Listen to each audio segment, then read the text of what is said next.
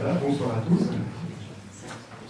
Merci Eugenio pour cette opportunité pour moi de venir vous parler d'une de mes passions depuis plusieurs dizaines d'années. Moi je suis géologue de formation, c'est mon métier, c'est aussi une passion. Et puis à côté de ça, j'ai aussi une passion pour l'astronomie. Et le lien direct entre la géologie et l'astronomie, eh bien, c'est ces roches extraterrestres qui nous proviennent de l'espace. Ce qui est absolument fascinant avec ces roches, c'est que vous pouvez, en tant que géologue, par exemple, faire n'importe quelle mission tout autour de la Terre. Eh bien, vous allez ramasser une roche, mais jamais une roche qui sera aussi vieille qu'une météorite. Donc, quand vous avez dans la main une météorite, c'est l'objet le plus vieux que vous pourrez jamais avoir dans votre main de toute votre vie. Tout ça parce que nous sommes sur une planète vivante où il y a une certaine activité géologique, tectonique des plaques, érosion, etc. Et les plus vieilles roches terrestres, celles qui étaient là au moment où la Terre s'est formée, eh bien, ont fini par disparaître et on ne peut plus les trouver aujourd'hui. Alors, qu'est-ce que c'est qu'une météorite? Ou plutôt, comment est-ce qu'on s'est aperçu que c'était des roches qui provenaient de l'espace? Ça n'a pas toujours été le cas. Pendant très longtemps, en fait, il y a eu des chutes de météorites, mais on pensait que c'était soit des phénomènes atmosphériques, soit des volcans qui projetaient des roches dans l'espace et qui finissaient par atterrir. Parfois, on apportait peu de crédit aussi à des témoignages. Donc, c'était des agriculteurs dans leurs champs qui découvraient ou qui étaient témoins de chutes de météorites. On leur demandait ce qu'ils avaient bien pu boire ou manger la veille, et on apportait relativement peu de crédit. Mais à la fin du XVIIe siècle, et puis au début du XIXe, eh bien, il y a eu toute une série de chutes de météorites. Là, vous voyez la météorite de Walpurgis qui est en Angleterre, qui est tombée en 1795, une autre qui est tombée à Sienne en Italie en 1794, une autre qui est tombée à Bénarès en Inde en 1798, et puis une autre très célèbre qui est tombée en 1803 en France, dans l'Orne, qui est une petite région entre Paris et puis la Manche. Et puis il y a un scientifique, un savant à l'époque, à la fois physicien, mathématicien, ingénieur, qui a été chargé au fait de faire la première mission et enquête au fait pour comprendre au fait ce phénomène qui s'était passé dans la région du village de l'Aigle. Et ici vous avez la première carte qui a été faite, donc qui s'est rendue sur place. Il a récolté des témoignages, il a récolté des échantillons, et puis c'est la première carte de météorites, de fragments de météorites qui ont été découverts sur le territoire. Et grâce à son enquête, grâce à son travail scientifique pointu, il a pu établir au fait que ces différents fragments qui ont été récoltés provenaient d'une seule et même pierre. C'est des milliers de fragments qui ont été récoltés à ce moment-là. Et puis que ces roches, elles n'avaient rien à voir avec la géologie de la région. Et c'est donc le point de départ au fait, de cette science qui aujourd'hui permet d'étudier au fait, ces météorites pour comprendre au fait, que ce sont des roches qui proviennent effectivement de l'espace. Maintenant qu'elles viennent de l'espace, il a fallu encore un bon moment pour qu'on puisse comprendre les deux où dans l'espace. Et c'est seulement à partir des années 50 qu'en reconstituant, grâce à certaines caméras, grâce à certains témoignages, l'orbite de certaines météorites qui ont été observées.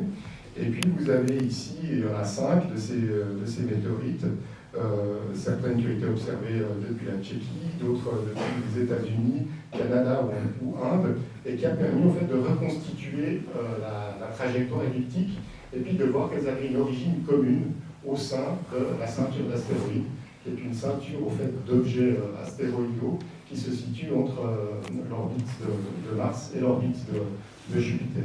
Donc des roches qui proviennent de l'espace et puis qui ont une origine commune dans cette ceinture d'astéroïdes. Maintenant, on sait un petit peu mieux d'où elles proviennent, c'est comment est-ce qu'elles se sont formées.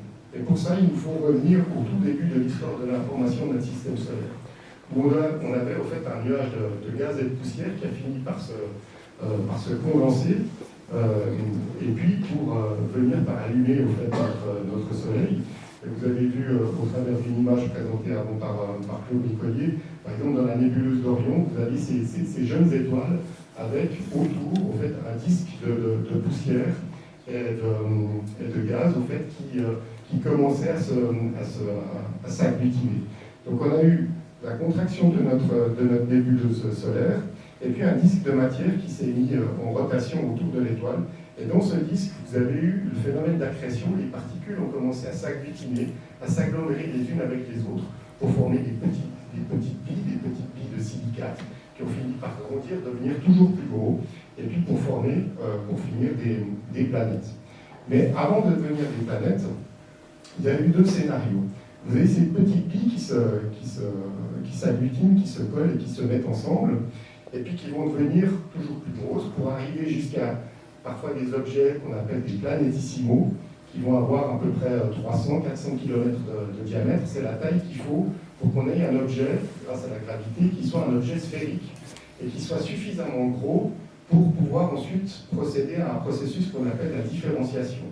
C'est-à-dire que c'est un objet où la différenciation, c'est-à-dire que vous avez une ségrégation chimique grâce à la chaleur des éléments chimiques et au phénomène d'accrétion, eh bien vous avez la chaleur au fait qui a été produite, et les éléments chimiques les plus lourds vont migrer vers l'intérieur de l'objet, et les éléments chimiques les plus légers vont rester en surface. Et vous allez avoir une structure en pelure de lion, vous avez une croûte, un manteau et puis un noyau.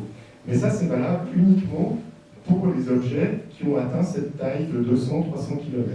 Et il y a toute une série d'objets qui n'atteindront jamais cette taille-là et qui ne vont pas subir cette différenciation. Et où vous avez le métal qui est mélangé avec le reste des éléments. Donc on a en fait des objets où le métal est associé au silicate et où il n'y a pas eu cette ségrégation. Et ces processus-là sont importants à comprendre parce que c'est ça qui va générer au fait les différents types de météorites qu'on peut récolter sur Terre. Donc pour finir, ce qu'on a, c'est qu'on a un système planétaire, un système solaire, avec les 8 planètes, et puis une ceinture d'astéroïdes où vous avez au fait tout un tas d'objets qui auraient dû s'agglutiner pour devenir toujours plus grands, pour former une planète, mais pour finir ce processus s'est avorté et n'a pas eu lieu.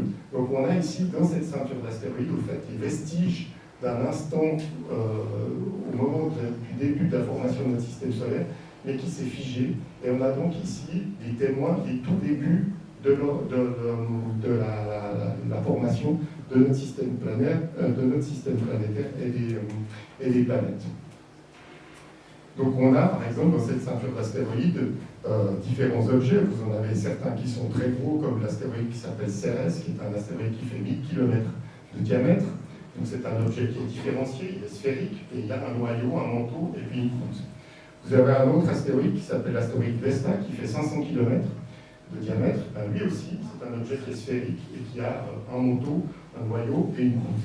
Et puis vous avez tout un tas d'autres objets qui sont beaucoup plus petits, de quelques kilomètres de diamètre, qui n'ont pas grossi, qui n'ont pas été suffisamment gros pour avoir une forme sphérique et qui vont avoir des formes du style comme des pommes de terre, des formes un petit peu patatoïdes. Et puis là-dedans, vous n'avez pas eu cette différenciation et il n'y a pas de noyau, de manteau et de croûte. Vous avez le métal, le fer et le nickel qui est mélangé avec les silicates à l'intérieur de ces objets. Et donc aujourd'hui, sur Terre, on a à peu près plus de 70 000 météorites qui ont été authentifiées et qui ont été reconnues. On a ce nombre qui augmente environ de 1500 à 2000 par année, mais c'est des nouvelles météorites au fait qu'on découvre à la surface de la Terre. Et puis vous avez ici cette répartition qui vous montre que parmi toutes les météorites qu'on connaît, il y en a 1% qui sont des sidérites. Les sidérites, ce sont des météorites qui sont composées uniquement de fer et de nickel et qui sont en fait des fragments d'astéroïdes où il y a eu cette différenciation. Donc ce sont des fragments de noyaux d'un gros astéroïde. Vous avez ensuite les chondrites, 88%, c'est la plupart des météorites au fait que l'on trouve, eh bien ce sont des météorites qui n'ont pas été différenciées. Et là, vous avez vraiment ce mélange de fer et de nickel qui est mélangé au silicate et qui représente au fait la majeure partie des météorites. Et puis sinon, les autres météorites qui sont derrière, je dis derrière pour moi parce qu'il y a la colonne que je vois pas très bien, eh bien, vous avez au fait les achondrites. Et puis ça, ce sont des météorites qui proviennent de la surface d'astéroïdes différenciés. Donc ça représente la croûte de ces astéroïdes qui ont été suffisamment gros pour subir cette différenciation. Donc différents scénarios de formation, et en fonction du type de formation de ces astéroïdes, Vous en avez certains qui sont différenciés, d'autres qui ne le sont pas. Et puis ça donne un spectre de différents types de météorites que l'on peut récolter à la surface de la Terre. Alors ces objets, ces astéroïdes, au fait, parfois, ils dévient, au fait, ils sortent de cette ceinture d'astéroïdes au gré des collisions, ou alors simplement par les perturbations gravitationnelles, elles finissent par quitter la ceinture d'astéroïdes, et certains de ces objets vont croiser l'orbite de la Terre. Alors, ça va donner lieu à tout un tas de phénomènes lumineux quand ça traverse l'atmosphère. Les petits fragments de quelques millimètres, vous voyez ce que vous connaissez des étoiles filantes, par exemple.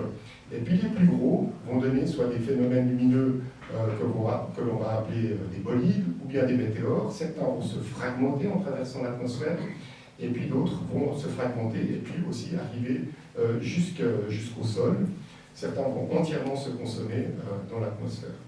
Et puis en traversant l'atmosphère, vous avez une croûte de fusion qui se forme, qui est quelque chose d'assez typique au fait de la formation des météorites. C'est comme ça qu'on va les reconnaître. Si vous allez dans le désert, que vous allez dans une région au fait, désertique où vous avez un ancien lac salé, avec des terrains qui sont relativement clairs, et bien cette croûte de fusion va contraster en traversant l'atmosphère. Ça va donner une croûte de fusion assez éloignée. Ça va contraster avec le sol, et ce sont des environnements qui sont assez propices pour essayer d'aller récolter des météorites. Parfois on est un peu déçu parce qu'en balade, on a l'impression de trouver quelque chose, puis c'est une crotte de chameau, c'est un peu éclaté, il y a aussi parfois un petit peu de déception. Et ici vous avez une carte de météorites qui c'était une chute de météorites qui a eu lieu en Libye, et puis vous avez ici la carte qui vous montre au fait là où on a trouvé à chaque fois des fragments, certains étaient relativement conséquents, 95 kg, c'est un échantillon, plus les cercles sont petits, plus les fragments sont petits, et puis vous voyez au fait que ça représente au fait une ellipse de déformation. Donc si vous allez, après une chute, vous trouvez un objet, vous en trouvez un deuxième, etc., puis vous comprenez au fait quel est l'axe de l'ellipse de déformation, vous savez dans quelle direction vous allez devoir chercher pour essayer d'en trouver d'autres fragments. Et puis ça vous donne aussi la direction dans laquelle vous faites l'objet avait au moment de sa traversée de l'atmosphère. Mais dans l'atmosphère, c'est vrai qu'il se passe essentiellement, non seulement des phénomènes lumineux, mais vous avez une grande partie au fait de l'objet qui se désintègre dans l'atmosphère. Et ici, je vais aller relativement, je ne vais pas rentrer dans trop de détails, mais c'est pour vous montrer que ici c'est une météorite qui est tombée en Pologne en 1972.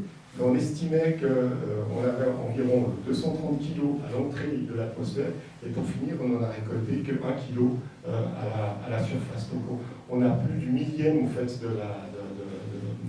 de l'objet au fait, qui se désintègre complètement dans l'atmosphère. Et puis ça va dépendre aussi de la nature. Si vous avez des objets qui sont plutôt rocheux, donc des chondrites par exemple, qui sont ce mélange de fer et nickel avec les silicates, il n'y a pas eu cette différenciation, c'est des objets plutôt rocheux qui proviennent de l'espace, qui sont relativement froids, c'est plusieurs dizaines de degrés en dessous de zéro, qui vont arriver et traverser l'atmosphère, où l'extérieur de l'objet va chauffer à plus de 2000 degrés. Vous avez des tensions entre l'intérieur de l'objet et l'extérieur, et du coup ça va le faire éclater. Et puis si vous avez une météorite de type métallique, une sidérite, donc composée uniquement de fer et de nickel, et bien là, elle va beaucoup mieux résister lors de sa traversée dans l'atmosphère. Donc on aura probablement plus de chances aussi de récolter des fragments que si c'était un objet de type chondritique ou rocheux qui traversait l'atmosphère. Vous vous souvenez peut-être qu'en 2013, il y a eu une chute de météorite assez spectaculaire qui a eu lieu en Sibérie, à proximité de la ville de Tcheliabinsk, où c'est un énorme objet, puisqu'il faisait quand même une vingtaine de mètres de diamètre.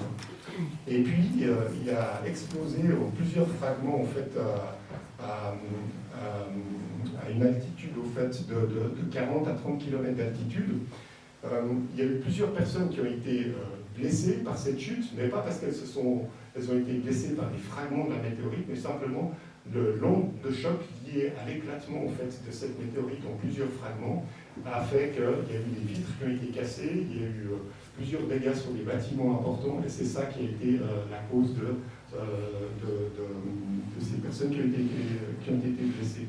Et puis, avec un objet de la taille d'environ 20 mètres de diamètre.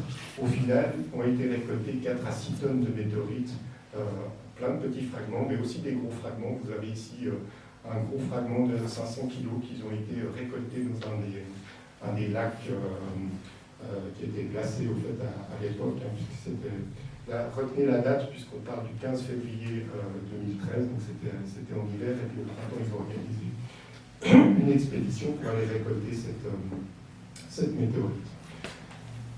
Autre événement, plus récent celui-ci, c'est le 13 février 2023. Alors avant on était le 15 février, là on est le 13 février, c'est comme si aux alentours du 14 février il se passait quelque chose de spécial dans le ciel. Je ne sais pas si c'est un signe ou pas, mais en tout cas là, c'est un phénomène donc, qui a eu lieu assez récemment, c'était il y a 2 ans. Et puis, en fait, on a eu un astronome hongrois qui observait le ciel et qui a observé au fait un petit astéroïde, environ 1 mètre de diamètre, donc c'est quelque chose de relativement petit, et qui se situait au fait à environ 200 000 km de la Terre. Et ça voyage à une vitesse assez considérable, on parle de plusieurs, on est dans des vitesses de l'ordre de 50-60 000 km/h. Donc, il a identifié ce petit objet, il a pu identifier aussi sa trajectoire, et ainsi arriver à la conclusion que cet objet allait finir par percuter la Terre relativement dans les heures qui suivent. Il a observé ça depuis la Hongrie, il a signalé ça, et puis il y a le relais qui a été pris par tout un tas d'observateurs au fait, en France, et qui ont été avertis. Et en France, ils ont un réseau dont je parlerai tout à l'heure, qui s'appelle le réseau Friton. C'est un réseau de tous les 100 km² sur le territoire hexagonal de la France.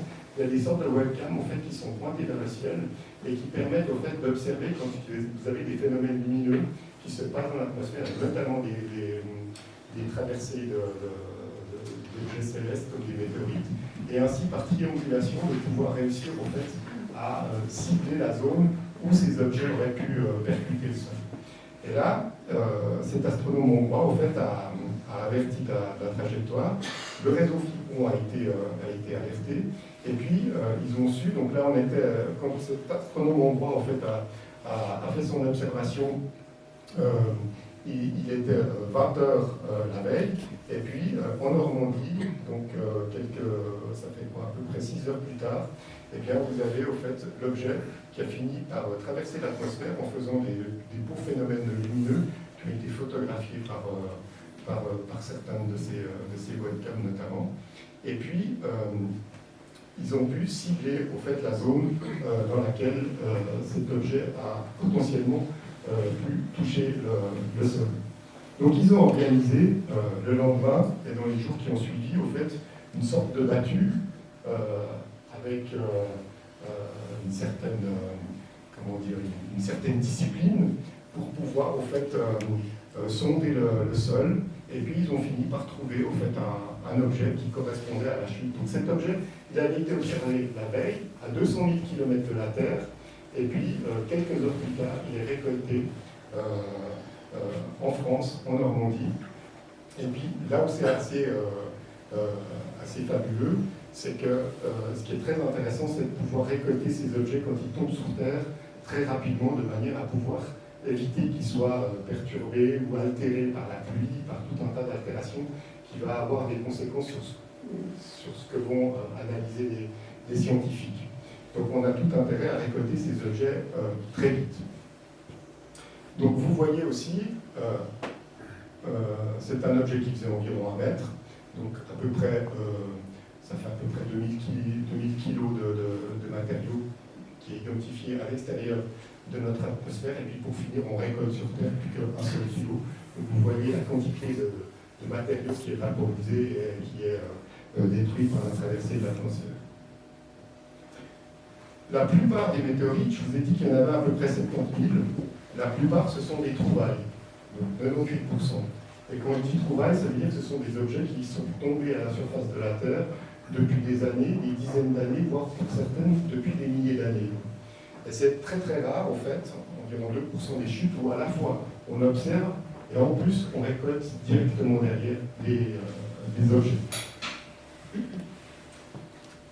En France, par exemple, on a environ 80 météorites qui sont répertoriées. La plupart sont des trouvailles. Il y avait cette météorite de l'Aigle dont je vous ai parlé au tout début, qui elle est une chute observée. Récemment, il y a eu par exemple la météorite, alors on ne voit pas très bien ici, mais la météorite de Draveil, tombée en 2011 dans la banlieue parisienne. Ce n'est pas une chute observée, mais elle a été collectée plusieurs semaines au fait, après être tombée, parce qu'elle est tombée sur un pavillon où il y a eu des fuites d'eau après coup, et puis ils ont voulu faire des travaux pour réparer ces fuites d'eau, et c'est comme ça qu'ils ont découvert la météorite. Et le pavillon appartenait à une Martine Comet, donc prédestiné pour ce genre de découverte. Et puis la chute la plus récente qui est venue augmenter ce catalogue des météorites françaises, c'est cette découverte de cette météorite en Normandie il y a 2 ans. J'ai repris la même carte, donc les points gris sont les points où vous avez toutes les météorites françaises qui ont été découvertes.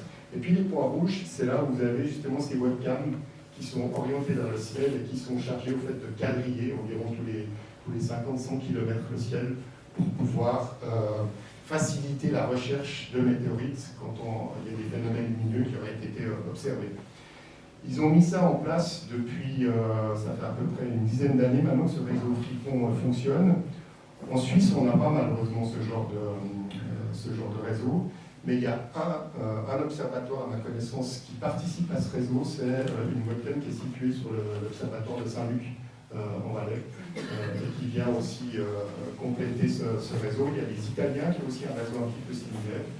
Et puis ils espéraient, au fait, avec ce réseau, découvrir pendant une dizaine d'années une trentaine de nouvelles météorites. Et puis pour l'instant, ils n'en ont trouvé qu'une seule, qui est celle de Normandie. Qu'en est-il pour la Suisse? Eh bien, en Suisse, on a environ une dizaine de météorites qui ont été découvertes. Dans le canton de Vaud, on en a une qui est assez fameuse, c'est la météorite à Chervetta.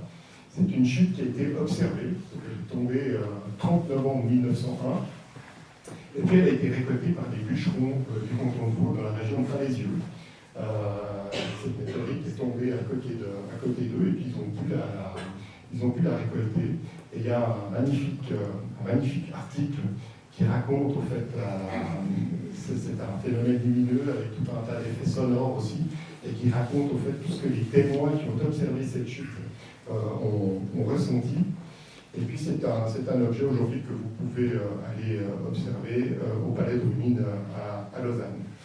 Et puis vous avez, donc ce qu'on peut voir sur cette carte, c'est que la plupart des météorites qui ont été trouvées en Suisse, elles se situent sur le plateau.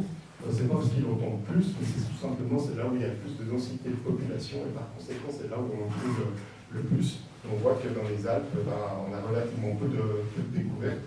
Et puis ici j'avais fait un petit carré ou un petit détour en blanc pour le canton du Valais, parce que c'était une carte que j'avais utilisée pour une petite intervention dans le Valais, et puis qui montrait que malgré la grande surface du canton du Valais, eh bien, on avait 0 météorite pour l'instant qui avait été identifié dans ce canton.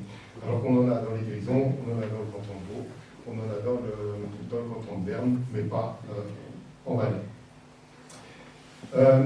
Maintenant, par rapport aux statistiques de chute des météorites.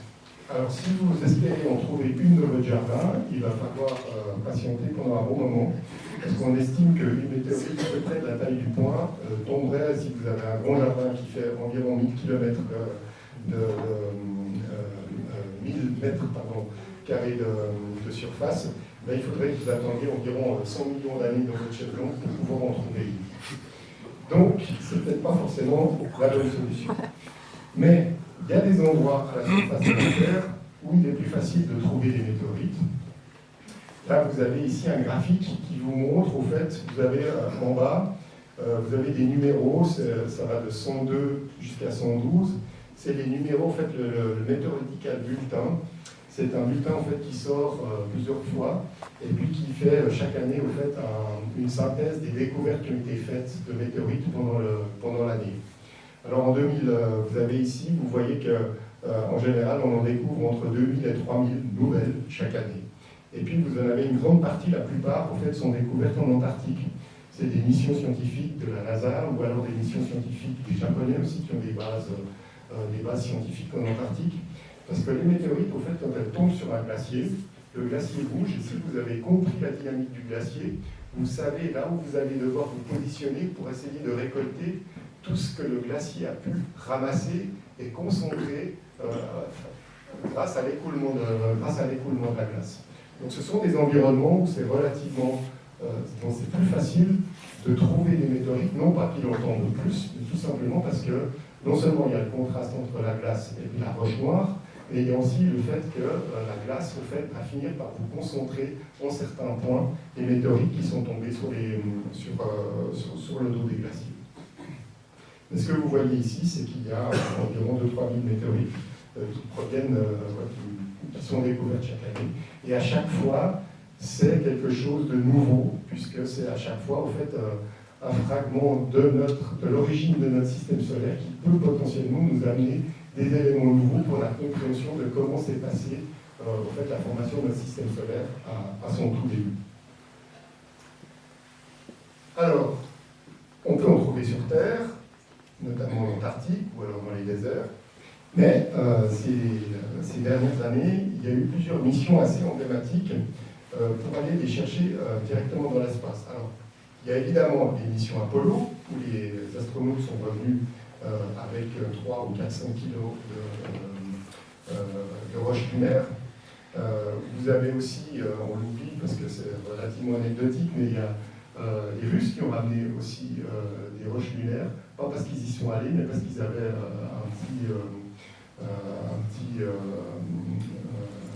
une petite sonde, un petit rover en fait, qui a permis de ramener 326 grammes dans les années 70. Et puis tout récemment, vous avez une mission chinoise qui est allée récolter environ 2 kilos à la surface de la Lune. Mais vous avez aussi l'agence spatiale japonaise en 2010 qui a envoyé au fait une sonde, la sonde Hayabusa, à proximité d'un petit astéroïde qui s'appelle Itokawa et qui a permis de ramasser moins d'1 gramme. C'est déjà ça. Mais ils sont allés chercher ça directement sur place. Et puis ces 2 dernières années, vous avez eu une nouvelle mission de l'agence spatiale japonaise, la mission Hayabusa 2, qui a permis cette fois-ci de récolter 5 grammes à la surface de l'astéroïde Ryugu, et puis une autre mission de la NASA qui est allée récolter plus de 200 grammes à peu près, je crois que c'est pas juste, un petit peu moins, on a à 120 grammes en fait, de matériaux à la surface de l'astéroïde Bennu. Et ici, vous avez cet astéroïde Ryugu qui a été visité par l'agence spatiale japonaise, où en fait, ils sont revenus en 2020 avec 5 grammes d'échantillons. Et puis il y a eu une fois que ces échantillons sont récoltés, ils sont distribués dans tout un tas de laboratoires à la surface dans différents pays. Et puis l'Université de Genève et l'Université de Lausanne ont eu la chance de pouvoir analyser certains de ces petits fragments qui avaient été récoltés par cette mission. Et puis plus récemment, donc la mission Osiris-Rex de la NASA, qui est allée récolter à la surface de l'astéroïde Bennu environ 120 grammes. Donc c'est une sonde qui est revenue il y a un peu plus il y a moins de 2 ans, en fait, le 24 septembre 2023, et qui a pu récolter donc 120 grammes. Et ce qui a permis, au fait, les premières études sont sorties dans la revue Nature au mois de février de cette année. Et puis ça a permis, au fait, de confirmer la présence dans ces échantillons-là, la présence de matière organique notamment, la présence de sel aussi, de différents sulfates et carbonates. Et puis, donc ce qui était particulièrement intéressant, c'est que là, on va les récolter sur place, et par conséquent, on a la traversée de l'atmosphère. Donc on a notamment les composés organiques qui qui sont relativement sensibles à ces phénomènes thermiques qui peuvent se passer quand on traverse l'atmosphère. Et bien là, on va les chercher sur place et on les préserve. Et on a accès à un matériel qui est absolument intact pour faire tout un tas d'analyses. Et puis cet astéroïde Bennu, il est aussi intéressant parce que c'est un astéroïde qu'on appelle un géocroiseur. Ça veut dire que c'est un astéroïde en fait, qui a quitté la ceinture d'astéroïdes et qui a une orbite qui s'approche relativement proche de la Terre. Et puis on considère qu'il y aurait une chance sur, j'ai marqué, 2700 que cet astéroïde percute la Terre en 2182. C'est relativement faible comme statistique. Mais ça permet d'avoir tout un tas d'informations en fait, sur ces objets, notamment par rapport à leur composition. Autre chose, on a aussi des petits rovers en fait, qui se sont baladés ces dernières années à la surface de la planète Mars. Et notamment, vous aviez deux rovers identiques, un qui s'appelait Spirit, l'autre qui s'appelait Opportunity, et qui se sont baladés à la surface de Mars et qui ont identifié, comme nous on peut le faire sur Terre dans les déserts, qui ont identifié des météorites qui proviennent de la ceinture d'astéroïdes, mais qui sont tombés à la surface de la planète Mars. Donc là, vous avez une photo qui a été prise d'une météorite, probablement une météorite métallique, à la surface de Mars, mais qui a été prise par un de ces rovers qui se baladait dans les années 2005-2010. Les météorites et leur corps parent, c'est-à-dire les météorites, elles proviennent d'astéroïdes. Maintenant, est-ce qu'on arrive à aller un petit peu plus loin pour savoir de quel type d'astéroïde et de quel astéroïde exactement elles proviennent? Alors on arrive à faire certaines analogies. Vous avez vu que par rapport à la Lune, ça on le sait, c'est relativement facile à faire la comparaison quand on a une météorite qui provient de la Lune, de pouvoir la comparer avec les roches lunaires qui ont été ramenées par les astronautes. Là, c'est relativement facile. Maintenant, comment est-ce qu'on arrive à faire le lien entre certaines météorites et certains astéroïdes? Eh bien, pour ça, vous avez différents types d'astéroïdes. Vous avez des formes, vous avez des densités, et vous avez aussi des spectres. Donc, des spectres, quand on analyse la lumière qui réfléchit, les rayons du Soleil vont se réfléchir à la surface de l'astéroïde, eh bien, en fonction de la composition de l'astéroïde, le spectre qui est réfléchi par l'astéroïde va avoir une forme différente.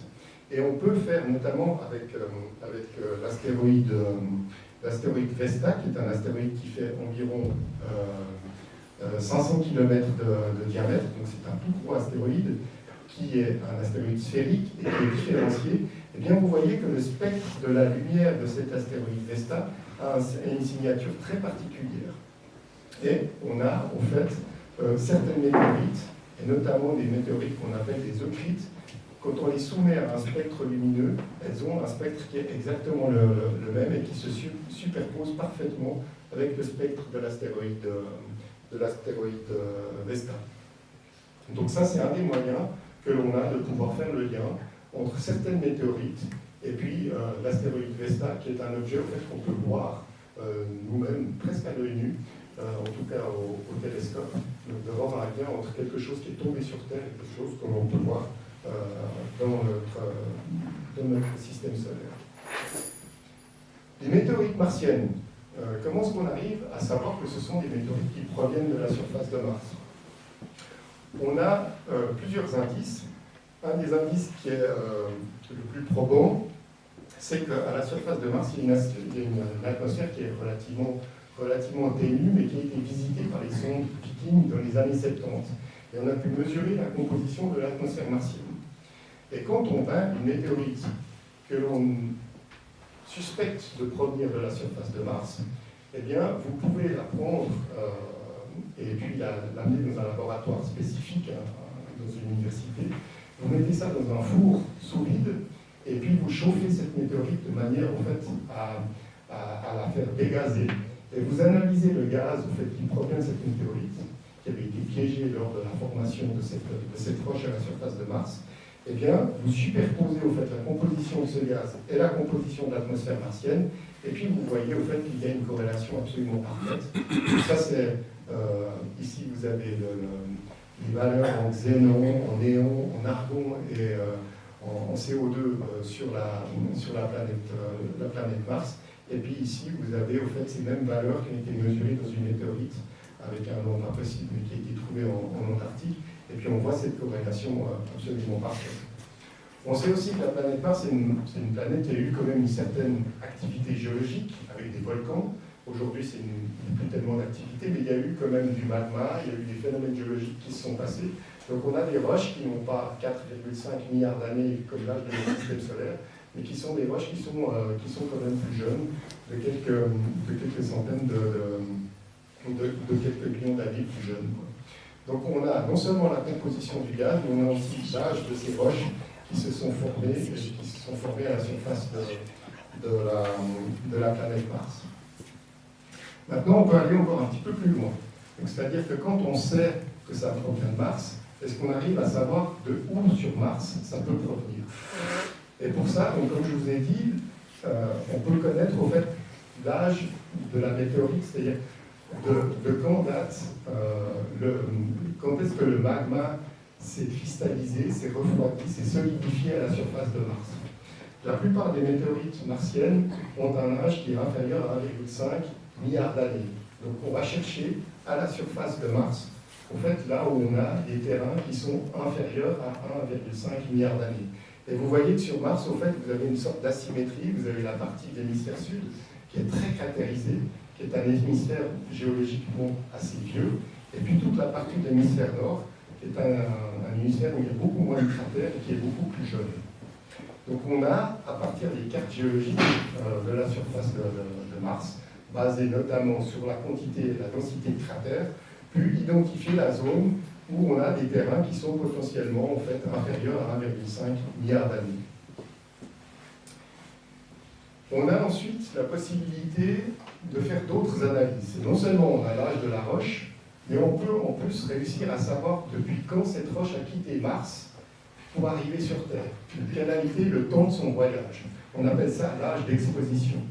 Et la plupart des météorites martiennes qui ont été analysées ont des âges d'exposition qui se situent entre 15 et 10 millions d'années. Donc on sait qu'il s'est passé quelque chose à la surface de Mars il y a entre 10 et 15 millions d'années et qui a permis au fait d'arracher de la surface de Mars un fragment de Mars pour qu'il arrive sur Terre. Et puis, le troisième critère que l'on sait, c'est que pour pouvoir échapper à l'attraction martienne, il faut une certaine énergie. Donc il faut quand même qu'il y ait un impact ou un cratère à la surface de Mars qui soit relativement conséquent. Et pour ça, il faut des cratères qui soient supérieurs à 3 km de diamètre. Donc qu'est-ce qu'on va faire? On va chercher à la surface de Mars des zones où les roches ont moins de 1,5 milliard d'années et où on a des cratères de plus de 3 km qui se sont formés il y a entre 10 et 15 millions d'années. Et ça fait qu'au final, il y a environ une dizaine de cratères qui ont été identifiés à la surface de Mars comme étant des cratères qui sont à l'origine des météorites martiennes que l'on peut aujourd'hui collecter à la surface de la Terre. Maintenant, il y a une mission qui est en cours, c'est la mission Mars Sample Return, qui est une mission qui viserait au fait à aller chercher des échantillons directement sur la planète Mars. Et vous avez, par cette mission, en fait, une première étape qui a commencé avec un petit rover qui s'appelle Persévérance, qui se balade à la surface de Mars, et puis qui est chargé au fait de collecter. Elle a une petite foreuse, elle fait des petits cylindres en allant prélever des échantillons. Et puis, vous voyez au fait ici sur cette carte, donc la plupart des météorites martiennes, en fait, on a dit qu'elles provenaient probablement de cette zone-là. Et puis Persévérance, ici, est située à peu près dans cette zone-là. Ici, vous avez des terrains en altitude qui sont relativement élevés, et puis ici, c'est des terrains relativement bas. Et on sait, avec la topographie martienne, au fait qu'il s'agit d'une zone où vous avez eu probablement une rivière avec un delta au fait, qui s'est formé. Et puis c'est pour ça que la NASA a privilégié au fait, cette zone-là pour aller prélever des échantillons où il y a eu pendant un certain temps en fait, de l'eau et voir si éventuellement on peut trouver des traces d'embryons de vie qui ont été par la suite fossilisés mais qui seraient présents à la surface de Mars. Et puis ce petit Robert, au fait, il est en train de collecter des échantillons. Et il collecte des échantillons, il en collecte certains qu'il garde sur lui, et puis il fait des petites capsules pour faire des petits backups qui sèment sur son chemin quand il est en train de prélever. Donc il a prélevé plusieurs dizaines d'échantillons, parce que le but, c'est que d'ici quelques années, alors c'est une mission qui, pour finir, commence à coûter de plus en plus cher, est-ce qu'elle va avoir lieu ou pas? Et aujourd'hui, ce qu'on a, c'est le petit rover Perseverance qui est ici, mais il est prévu au fait qu'il y ait une autre mission qui prenne le relais, avec cette fois-ci un satellite qui sera mis en orbite autour de la planète Mars, et puis un autre rover qui va redescendre sur Mars, collecter les échantillons de Persévérance, revenir dans l'orbite martienne, se connecter avec le satellite autour de Mars, et ensuite revenir sur Terre. Et ça, on verra si c'est quelque chose qui va vraiment pouvoir se faire ou pas. Mais c'est en tout cas la première étape est en cours avec la collecte des échantillons à la surface de Mars. Les météorites lunaires, donc là, c'est relativement facile de savoir pourquoi elles proviennent de la Lune, parce qu'on a ces échantillons qui nous proviennent des astronautes, en partie aussi un petit peu des Russes, et puis la dernière mission chinoise qui est ici. Mais là où c'est intéressant avec les météorites lunaires, c'est qu'aujourd'hui, on a en tout cas plus de météorites en quantité. On a des centaines de kilos de météorites lunaires. C'est déjà plus au fait que ce que les astronautes ont pu ramener. Mais l'avantage avec les astronautes, c'est qu'on sait exactement d'où ça provient à la surface de la Lune. Et ce qui est intéressant avec les météorites lunaires, c'est qu'à chaque fois, ce sont des fragments de la Lune qui proviennent d'autres endroits qui ont été visités par les astronautes de la NASA. On a aussi une petite particularité, alors pour l'instant c'est pas confirmé, mais on verra bien, c'est que au niveau de la mécanique, c'est quelque chose qui est possible. C'est qu'ils ont découvert en fait une météorite dans le désert saharien, qui potentiellement en fait serait une météorite qu'on appelle une météorite boomerang, c'est-à-dire une météorite, c'est un fragment de roche terrestre qui aurait été éjecté dans l'espace à la suite d'une collision, qui aurait été mis en orbite pendant quelques millions d'années et qui serait ensuite revenu sur Terre.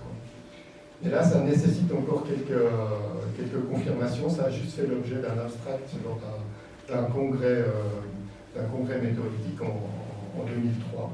Et c'est des choses qui sont possibles, comme il est possible de trouver sur la Lune des météorites terrestres. Donc, quand je vous disais que sur Terre, vous pouvez vous balader à peu près n'importe où à la surface du globe, vous n'arriverez jamais à trouver une roche qui date des 4, donc la Terre a 4,5 milliards d'années, mais vous ne trouverez pas une roche qui a 4,5 milliards d'années à cause de la tectonique des plaques, à cause de l'érosion, etc. Les plus vieilles roches terrestres que l'on peut trouver, que ce soit au Groenland ou en Amérique du Nord, ont à peu près 4 milliards d'années. Mais il nous manque 500 millions d'années pour on a plus tellement de géologie. Alors est-ce que ces 500 millions d'années, ils existeraient sous forme de météorites terrestres qui auraient été éjectées de la Terre pour être déposées sur la Lune?